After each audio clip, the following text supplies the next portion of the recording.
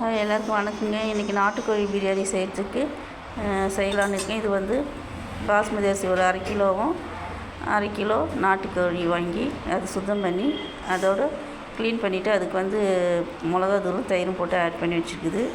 இதுக்கு தேவையான இஞ்சி, பூண்டு, வெங்காயம், தக்காளி, புதினா, கொத்தமல்லி எல்லாம் நம்ம எடுத்து வச்சுக்கலாம்.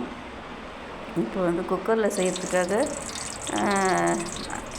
குக்கர் ஒன்று வச்சுருக்கு. அதில் வந்து தேவையான அளவுக்கு நெய்யும் எண்ணெயும் ஊற்றிக்கலாம்.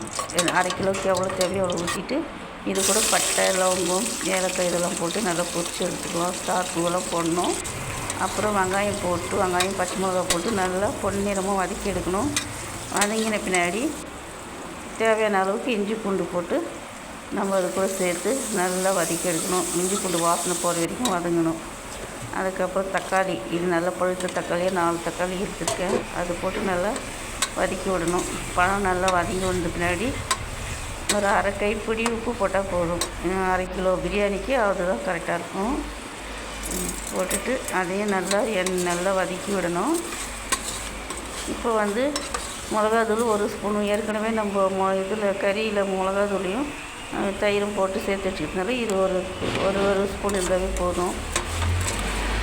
இப்போது அதுவும் நல்லா கிளறி விட்டுட்டு கட் பண்ணி வச்சுருந்த கோழி துண்டு இதில் போட்டு நல்லா எண்ணெயிலே கொஞ்சம் நேரம் வதக்கி விடணும். அப்போ தான் கொஞ்சம் நல்லா கோழி வந்து சாஃப்டாக, கறி வந்து நல்லா வேகும். இது நல்லா கிளறி விட்டுருங்க. கூட தயிர், ஏற்கனவே தயிர் ஆட் பண்ணிக்குது, இருந்தாலும் இது கொஞ்சம் போட்டுக்கலாம். புளிப்பு கொஞ்சம் நிறையா ஆகிடும், கொஞ்சமாகவே போட்டுக்கலாம். இது கூட புதினா, கொத்தமல்லி இதையும் சேர்த்து நல்லா அந்த கறி கூடவே நல்லா வதக்கி எடுத்துக்கலாம். இப்போ வந்து 2 டம்ளர் அரிசிக்கு 3 டம்ளர் பாஸ்மதி அரிசி 3 டம்ளர் தண்ணி ஊற்றணும். ஊற்றிட்டு அது நல்லா கிளறி விட்டுடணும். அதுக்கப்புறம் அரிசி நல்லா கழுவி வச்சுருக்கிறது வந்து கொதி வந்தோடனே இதில் ஆட் பண்ணிக்கலாம். தண்ணி கொதித்த உடனே அரிசியை போட்டுக்கணும். அரிசியை போட்டுட்டு அதில் கொஞ்சம் கிளறி விட்டுட்டு நல்லா கொஞ்சம் கொதி வந்த உடனே நம்ம குக்கர் மூடி போட்டுடலாம். இப்போ இது நல்லா கிளறி விட்டுட்டு ஒரே டைம் கிளறணும். அடிக்கடி கிளறினா அரிசி உடஞ்சிரும். இது கூட வந்து நம்ம லெமன் ஜூஸ் புழிஞ்சிட்டு இப்போ குக்கர் போட்டு மூடிக்கணும்.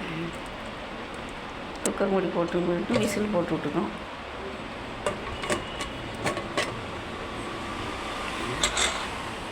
அதுக்கப்புறம் ஒரு விசில் தாங்க விடணும். 2 விசில் 3 விசில் விட்டால் குழஞ்சி போயிடும். இப்போ வந்து ஒரு விசில் விட்டுடுச்சு. இப்போ எடுத்தால் கூட கொஞ்சம் தண்ணியாக இருக்குது. இது ட்ரை ஆகணுன்னு நம்ம வாழை இலை போட்டு அந்த மூடி மேலே வச்சோம்னா தம் போட்டு வச்சினோன்னா நல்லா ட்ரை ஆகிடும். இப்போ பாருங்கள், பிரியாணி ரெடி ஆகிடுச்சு.